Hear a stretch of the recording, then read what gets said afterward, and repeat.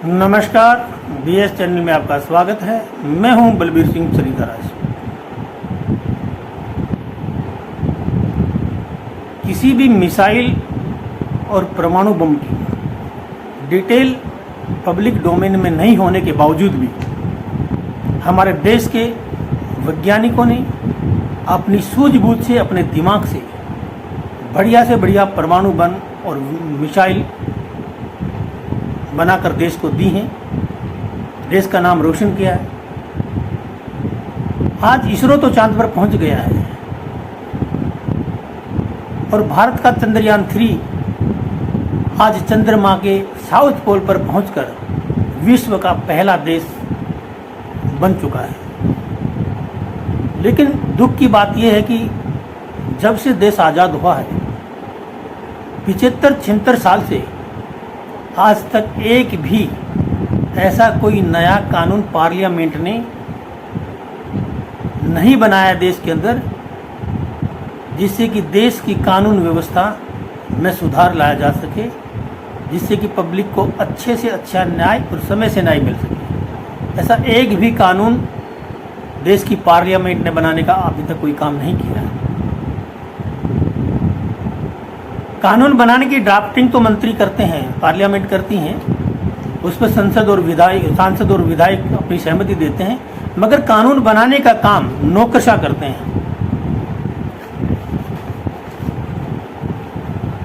मगर नौकरशाह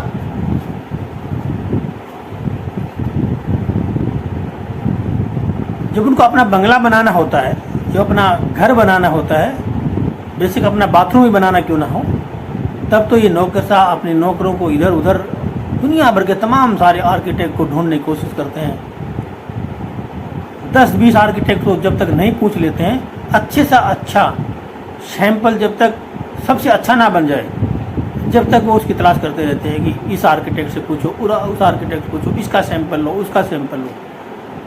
लेकिन जब देश के लिए कानून बनाने का की जब बारी आती है, जब ये नौकरशाह देश में कानून बना रहे होते हैं, उस समय ये कभी भी नहीं देखते हैं कि ऐसा सिमिलर कानून फ्रांस में कैसा है, अमेरिका में कैसा है, सिंगापुर में कैसा है। ये सब कभी भी ये देखने की कोशिश नहीं करते हैं, क्योंकि वो इनका घर नहीं है, वो इनका बंगला नहीं है। जो चल रहा है वो चल रहा है। देश में जो कानून बना दिया 1860, 1861, 1872 में जो मैकाला ने, वो चल रहा है। कौन इतनी मेहनत करेगा? नौकरशाहों को तो वैसे ही फुर्सत अपने काम से नहीं होती है, तो देश में कानून बनाने का इनके पास टाइम कहाँ से मिलेगा? एक भारत श्रेष्ठ भारत तब तक नहीं हो सकता जब तक देश में एक कानून कच्छ से लेकर कामरूज और कश्मीर से लेकर कन्याकुमारी तक, जब तक पूरे देश में एक ही कानून लागू नहीं होगा, जब तक देश में एक ही शिक्षा पद्धति लागू नहीं होगी, जब तक ये भारत ना एक भारत होगा, ना श्रेष्ठ भारत होगा और ना विश्व गुरु बनेगा। अगर वाकई में देश को विश्व गुरु बनाना है, एक भारत और श्रेष्ठ भारत बनाना है, तो देश में पुराने कानूनों को खत्म करके नए कानूनों की मांग करनी होगी। तब जाकर ये देश श्रेष्ठ भारत होगा, तब जाकर ये देश एक भारत होगा, तब जाकर ये देश विश्व गुरु कहलाएगा, विश्व गुरु बन पाएगा। क्योंकि 2000 साल पहले, 2000 साल से भी ज़्यादा का समय हो गया, हमारे देश का कानून दुनिया का सबसे सर्वोच्च कानून था, जो कि उस समय चंद्रगुप्त मौर्य का शासन था। और आचार्य चाणक्य ने चंद्रगुप्त मौर्य को एक ऐसा शासक तैयार किया था, ऐसे एक बुद्धिमान शासक हुआ था चंद्रगुप्त मौर्य। उसके शासन काल में 2000 साल से भी ज़्यादा का समय बीत गया है। उस वक्त विश्व का सबसे अच्छा कानून भारत का होता था, और उस समय भारत की जीडीपी दुनिया की सबसे अच्छी जीडीपी थी। 40% जीडीपी थी भारत की उस वक्त, और इतनी जीडीपी आज तक चंद्रगुप्त मौर्य के बाद आज तक नहीं देश की जीडीपी 40% हो पाई है। क्योंकि तक्षशिला विश्वविद्यालय, दुनिया की सर्वोच्च विश्वविद्यालय था, नालंदा विश्वविद्यालय, तक्षशिला विश्वविद्यालय। यहाँ पर देश विदेश के राजकुमार, नेता, अभिनेता सब यहाँ पर शिक्षा ग्रहण करने आते थे। अब तक्षशिला तो हमारे देश में नहीं है, वो तो पाकिस्तान में चला गया, पेशावर बन गया। लेकिन उस समय तक्षशिला हमारे देश में था और हमारे देश में ही सब देश विदेश के राजकुमार और ये राजनीतिक लोग पढ़ने आते थे। लेकिन आजकल तो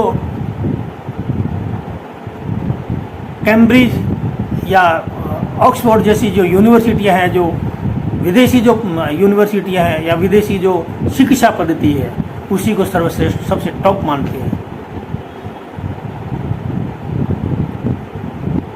पहले हमारे शूरवीरों की, हमारे देश की शूरवीरों की पूरे विश्व भर के अंदर बहुत चर्चाएं होती थी, बहुत गुणगान होते थे। जैसे पृथ्वीराज चौहान है, महाराणा प्रताप है, महाराणा सांगा है, अनेक योद्धा हमारे देश के अंदर राजपूत योद्धा हुआ हैं, हुए हैं, जिनकी वजह से आज ये देश की संस्कृति और धर्म बचा हुआ है। इन लोगों ने भूखे प्यासे गर्दनें कटवा करके अपने छोटे छोटे बच्चों को लड़ा कर इस देश की अस्मिता को बचाया है, इस देश की संस्कृति को बचाया है, इस धर्म को बचाया है। मगर आज उनका कोई नाम लेने वाला है नहीं देश के अंदर।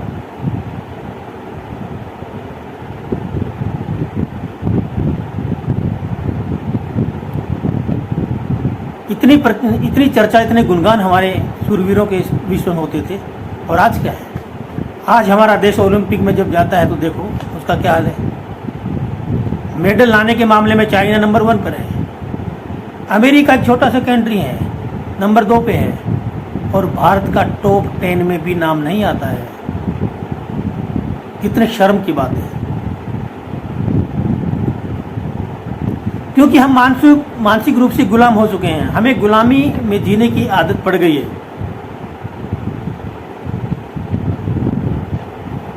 हम इस कदर गुलामी में डूब गए हैं कि धीरे धीरे करके पहले हमारे देश के होटलों में विदेशी खाना आने लगा, विदेशी खाने का मेन्यू आने लगा, फिर छोटे छोटे रेस्टोरेंट में आने लगा, उसके बाद में छोटे छोटे गली कुचे में ढाबे बने, उनमें आने लगा।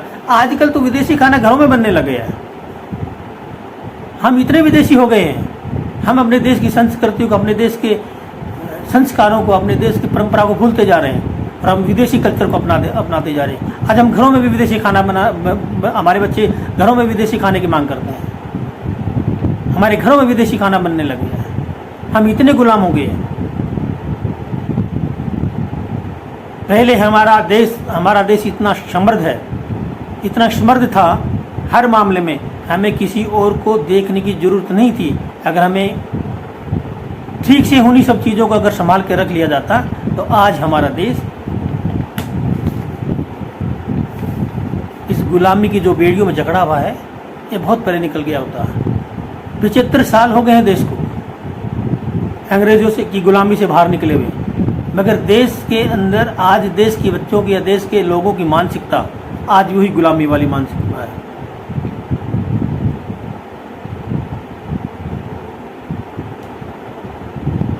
आज के दिन समस्याओं से आज भारत देश पूरा या भारत के बहुत सारे राज्य बहुत सारी समस्याओं से घिरे हुए हैं। धर्मांतरण की समस्या से देश गुजर रहा है, घुसपैठ की समस्या से देश गुजर रहा है, अवैध निर्माण की समस्या से देश गुजर रहा है। जहाँ मर्जी देखो वहाँ मजार बने हैं, जहाँ मर्जी देखो वहाँ दरगाह बनी है, जहाँ मर्जी देखो वहाँ मस्जिद बना रखी है। अनाप शनाप देश के अंदर अवैध निर्माण हो रहा है। हर राज्य में घुसपैठ हो रही है, हर राज्य में धर्मांतरण हो रहा है। पूरी देश की संस्कृति बढ़ गई। धर्मांतरण से देश का राष्ट्रीयकरण होता है। देश की जनता के विचार बदलते हैं, त्योहार बदलते हैं, संस्कार बदल जाते हैं, और उसके बाद देश का राष्ट्रांतरण हो जाता है लास्ट में चल के। और इसलिए जितना जल्दी हो सके देश की जनता को इस गुलामी की सोच से बाहर निकल जाना चाहिए और पूरी जनता को एकजुट होकर के एक देश एक कानून की मांग करनी चाहिए, एक देश एक शिक्षा पद्धति की मांग करनी चाहिए, एक देश एक चुनाव पद्धति की मांग करनी चाहिए, पुलिस रिफॉर्म की मांग करनी चाहिए, पुलिस चार्टर्ड की मांग करनी चाहिए, जुडिशरी चार्टर्ड की मांग करनी चाहिए, इलेक्शन चार्टर्ड की मांग करनी चाहिए, एजुकेशन चार्टर्ड की मांग करनी चाहिए। तब जाकर ये भारत एक भारत श्रेष्ठ भारत होगा, तब जाकर ये भारत विश्व गुरु दोबारा से बनेगा। आज के में बस इतना ही, कल फिर मिलेंगे किसी और मुद्दे में। जब तक मेरा वीडियो अच्छा लगे तो शेयर करिए, लाइक करिए, सब्सक्राइब जरूर करिए। जय हिंद, जय भारत।